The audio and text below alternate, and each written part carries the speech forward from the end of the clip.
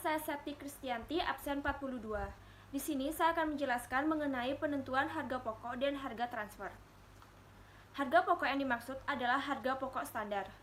Harga pokok sesungguhnya tidak boleh digunakan karena dalam biaya tersebut mengandung efisiensi yang terjadi pada pusat laba penjual yang akan ikuti transfer ke dalam pusat laba pembeli. Metode penentuan harga pokok yaitu yang pertama adalah full costing method. Metode ini merupakan metode penentuan HPP yang memperhitungkan semua unsur biaya produksi ke dalam HPP, yang terdiri dari biaya bahan baku, biaya tenaga kerja langsung, dan biaya overhead pabrik, baik yang bersifat variabel maupun tetap. Yang kedua adalah variable costing, yaitu metode penentuan harga pokok produksi yang hanya memperhitungkan biaya produksi yang bersifat variabel. Selanjutnya adalah harga transfer. Harga transfer adalah nilai yang diberikan atas suatu transfer barang atau jasa dalam suatu transaksi yang setidaknya salah satu dari dua pihak yang bertransaksi merupakan pusat laba. Metode penentuan harga transfer. Yang pertama adalah cost method. Dalam metode ini, besarnya harga transfer atas barang atau jasa ditentukan berdasarkan cost dengan menambah sejumlah markup. Yang kedua ada market method. Dalam metode ini, prinsipnya harga transfer atas barang atau jasa ditentukan berdasarkan harga pasar. Yang ketiga, negotiation method. Dalam metode ini, besarnya harga transfer ditentukan oleh negosiasi antar pusat laba yang bertransaksi dan berbagai pusat laba itu diasumsikan memiliki tingkat pengendalian yang memadai. Yang terakhir adalah arbitration method, yaitu substansi metode ini adalah harga transfernya ditetapkan berdasarkan interaksi antar pusat laba dengan tingkat harga yang dianggap optimal bagi kepentingan perusahaan. Materi selanjutnya adalah penganggaran. Secara umum, anggaran adalah rencana kegiatan keuangan yang berisi perkiraan belanja dalam suatu periode dan sumber pendapatan. Penganggaran adalah proses penerjemahan rencana aktivitas ke dalam rencana kegiatan. Halo, saya Dina Ayustini, nomor absen 28. Di sini saya akan melanjutkan presentasi dari kawan saya. Presentasi yang selanjutnya adalah penilaian kinerja. Penilaian kerja merupakan penentuan secara periodik efektivitas operasional suatu organisasi dan karyawannya berdasarkan sasaran standar kriteria yang telah ditetapkan. Tujuan dan manfaat dari penilaian kinerja adalah 1. Mengelola organisasi secara efektif. 2. Membantu mengambil keputusan. 3. Mengidentifikasi kebutuhan pelatihan dan pengembangan karyawan. 4. Menyediakan umpan balik bagi karyawan, bagaimana atasan mereka menilai kinerja mereka. Kemudian yang terakhir sebagai suatu dasar distribusi penghargaan. Tahapan penilaian kinerja ada 2. Pertama tahapan persiapan, kedua ada tahapan penilaian. Di tahapan persiapan tuh ada penentuan kriteria dan pengukuran kinerja.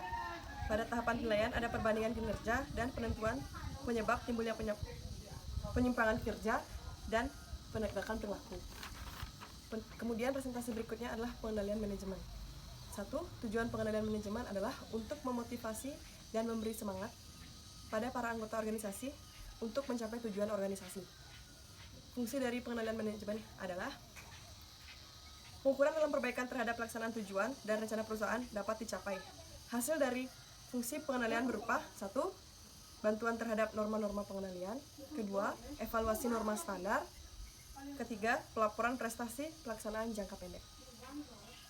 Jenis-jenis pengendalian manajemen ada 5. Pertama, pengendalian pencegahan atau preventive controls, yaitu dilakukan untuk mencegah hasil yang tidak diinginkan sebelum kejadian itu terjadi.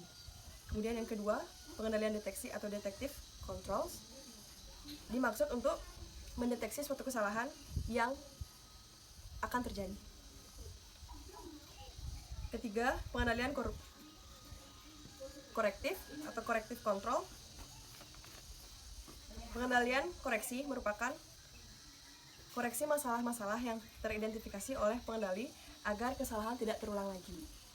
Pengendalian yang keempat adalah pengendalian pengarahan atau directive controls, yaitu pengendalian yang dilakukan saat kegiatan-kegiatan berjalan sesuai kebijakan. Kemudian yang terakhir, pengendalian kompensatif, yaitu memperkuat pengendalian karena terabaikannya suatu aktivitas pengendalian. Baik, di sini saya Citra Aprilia, nomor absen 34. Saya akan melanjutkan materinya.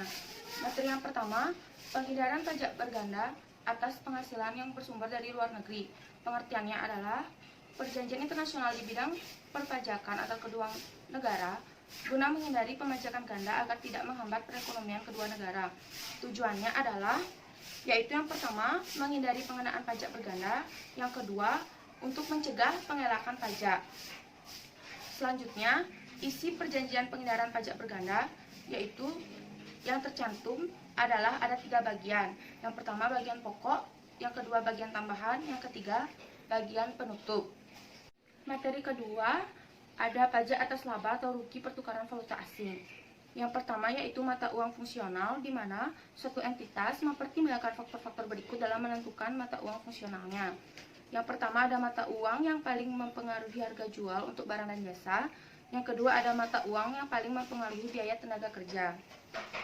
Untuk yang kedua ada investasi neto di dalam kegiatan usaha luar negeri, di mana entitas mungkin memiliki suatu pos moneter yang merupakan tagihan dari atau utang kepada suatu kegiatan usaha luar negeri. Yang ketiga ada pos-pos moneter, di mana fitur utama dari suatu pos moneter adalah hak untuk menerima kewajiban untuk menyerahkan suatu unit mata uang yang tetap dan dapat ditentukan. Yang keempat, ada ringkasan pendekatan yang disyaratkan pernyataan ini, yaitu dalam menyiapkan laporan keuangan, setiap entitas, baik entitas yang berdiri sendiri, entitas dengan kegiatan usaha luar negeri, menentukan mata uang fungsionalnya. Yang kelima, ada pengaruh pajak atas semua selisih nilai tukar, yaitu keuntungan atau kerugian pada transaksi mata uang asing dan selisih nilai tukar yang timbul pada penjabaran hasil dan posisi dari suatu entitas ke dalam suatu mata uang yang berbeda mungkin memiliki pengaruh pajak. Yang keenam ada pengungkapan, di mana entitas terkadang menyajikan laporan keuangan atau informasi keuangan lainnya dalam suatu mata uang yang bukan mata uang fungsional tanpa memenuhi persyaratan-persyaratannya. Kenalkan, nama saya Tara Virginia, absen 29. Baik, saya akan melanjutkan presentasi tentang dimensi pajak untuk orang asing. Yang pertama, orang asing berstatus subjek pajak luar negeri, yaitu orang asing akan dianggap sebagai subjek pajak di luar negeri meskipun tidak bertempat tinggal di Indonesia dan berada di Indonesia tidak lebih dari 183 hari dalam jangka waktu 12 bulan. Orang asing yang sebagai pajak luar negeri sekaligus menjadi wajib pajak karena menerima penghasilan yang bersumber dari Indonesia. Sesuai pasal 26 Undang-Undang PPh pemotongan yang dilakukan oleh pemotong pajak, yaitu pihak yang melakukan pembayaran atas penghasilan tersebut berupa pajak penghasilan yang dipotong sebesar 20% dari jumlah bruto. Yang kedua, orang asing berstatus subjek pajak dalam negeri, yaitu orang asing akan dianggap sebagai subjek pajak dalam negeri apabila bertempat tinggal di Indonesia dan berada di Indonesia lebih dari 183 hari dalam jangka waktu 12 bulan atau dalam 1 tahun pajak berada di Indonesia dan mempunyai niat untuk bertempat tinggal di Indonesia. Selanjutnya, saya akan menjelaskan tentang perencanaan pajak dalam lingkungan internasional. Isu bisnis internasional saat ini telah memegang peranan penting.